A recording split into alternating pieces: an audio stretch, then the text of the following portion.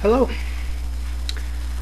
I wanted to send this response in talking about religiosity and spirituality and the difference between the two, because there is a huge difference between the two. First, let me give you a little bit of background on myself. Number one, I haven't set foot in a church in probably 7 years.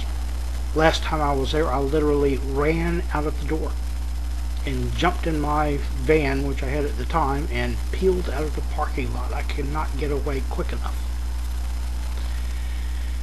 I doubt there's a preacher or pastor that knows me by sight or by name.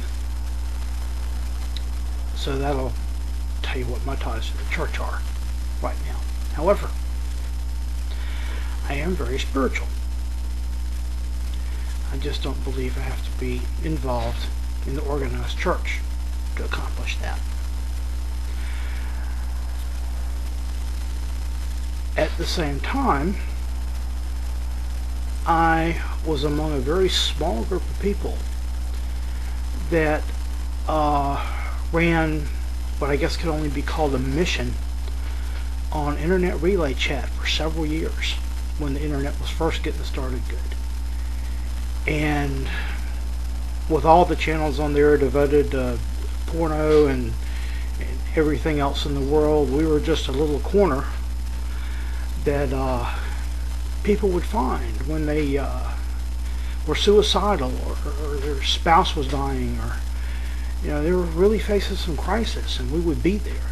And our group had people from all over the world that were part of it, and so there were people all the time that were there ready to help.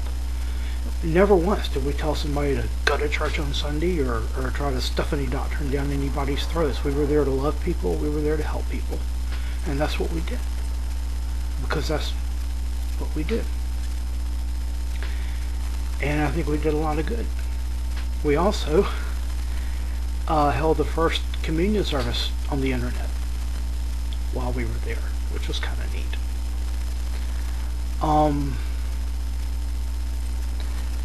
But now, let me back up a lot of years, because I promised you something that would really blow your mind.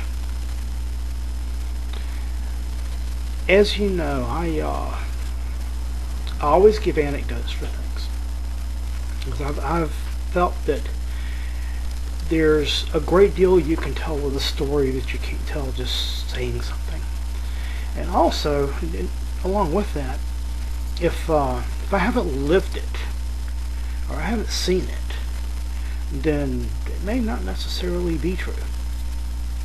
But if I have lived it, then I know it's true. I was 13. And like a lot of people around that age, I'd had a growth spurt, pretty big one. It shot up many inches in a very short period of time.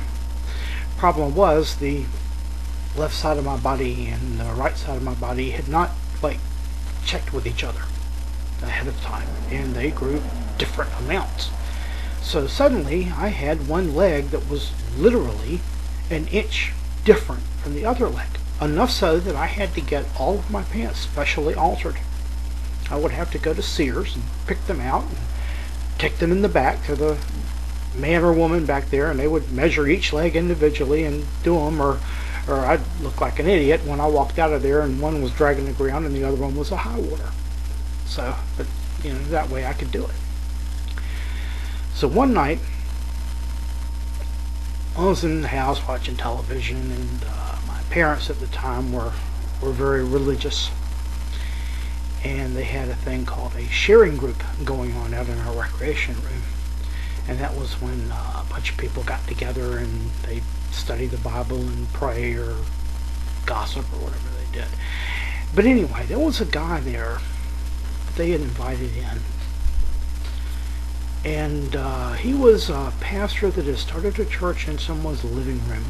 And this guy was very dedicated to what he did. He was not in a particular denomination. He was not after the money. He just loved what he did. He loved the people. Well, before I knew it, they were coming in and giving me brought me out there, and they sat me down in these chairs.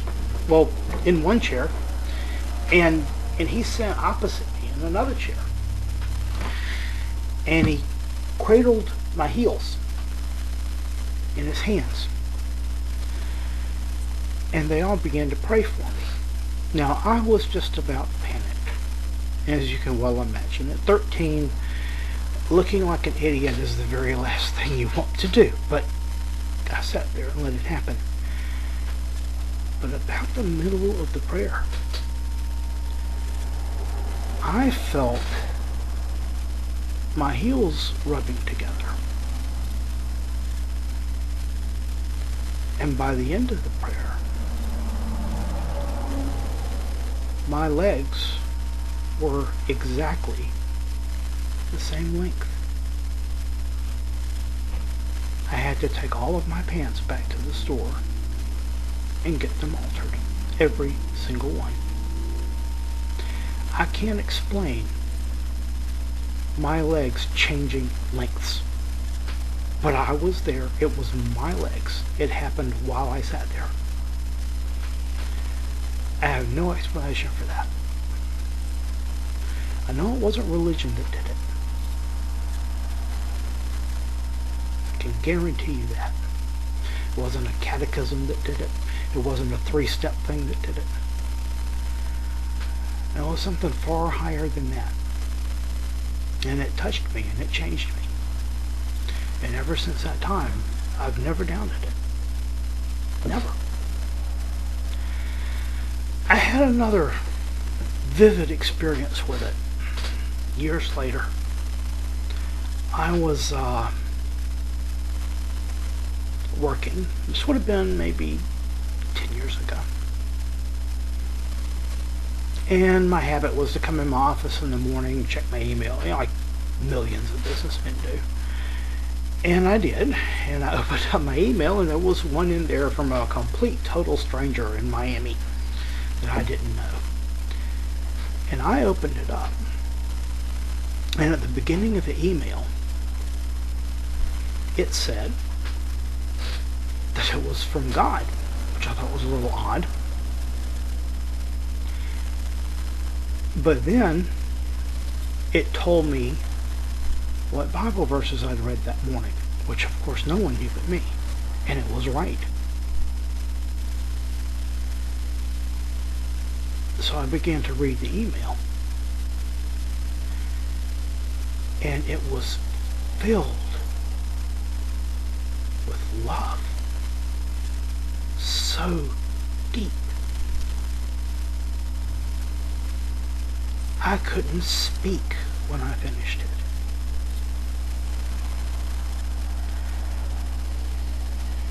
I still could tell you nothing about the person that sent it to me, and he certainly could tell you nothing about me.